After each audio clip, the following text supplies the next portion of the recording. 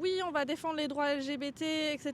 Mais par contre, pour défendre les droits des personnes noires et arabes, notamment des hommes noirs et arabes, ah bah non, ils sont misogynes. On a vu beaucoup de féministes se lever sur le projet de réarmement démographique, qui est une horreur. Par contre, on est bien d'accord, le réarmement démographique, c'est le réarmement démographique des utérus blancs.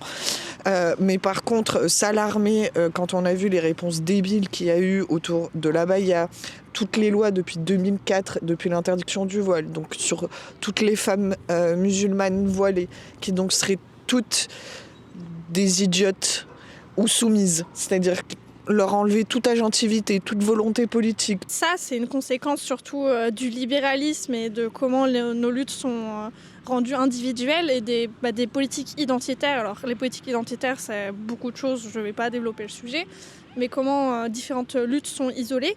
Et notamment tout ce qui est question de féministe, et le féminisme qui a été associé à la misandrie, et comme ça on met tout le monde dans le même paquet. Et puis la question de race, effectivement, elle disparaît, alors que non, clairement, c'est multifactoriel et c'est à prendre en cause, etc. Et c'est un problème qu'on rencontre encore actuellement autour des questions aussi de genre, etc., où les gens ne voient pas les différentes dimensions de la question, en fait. Et en oubliant totalement tout ce qui est du racisme et de l'islamophobie, et pareil, qui brancardiste, oui, on va défendre les droits LGBT, etc.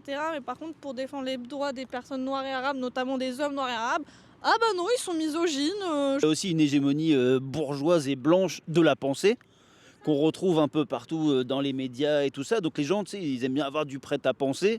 Donc tu vois, une histoire comme les terrains de foot dans les écoles, c'est quelque chose qu'ils ont lu dans un encart de, je sais pas qu'est-ce qu'ils lisent, si c'est le Figaro ou quoi. Et moi, je me rappelle encore de cette gauche de l'époque qui se disait de gauche et qui disait non mais quand même, attendez, le CAC 40, vous avez vu, c'est que des hommes.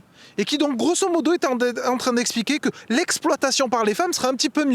Le problème, c'est pas l'exploitation, c'est que ce soit pas des femmes qui exploitent. Amenez-nous une Thatcher. Mais des féministes solides, il en existait déjà à l'époque et ça a été un choix de la gauche de mettre en avant certains discours plutôt que d'autres. On avait tous les opéraïstes italiennes étaient déjà passés par là. En France, on a eu une dépente et quand on lit King Kong Theory, moi aujourd'hui, j'ai l'impression qu'elle est en train de répondre à notre époque et on a eu comme ça beaucoup de personnes. Moi, qu'une personne comme Morgane Merteuil aujourd'hui ne soit absolument pas plus connue que ça et absolument pas plus hégémonique que ça à gauche, c'est scandaleux.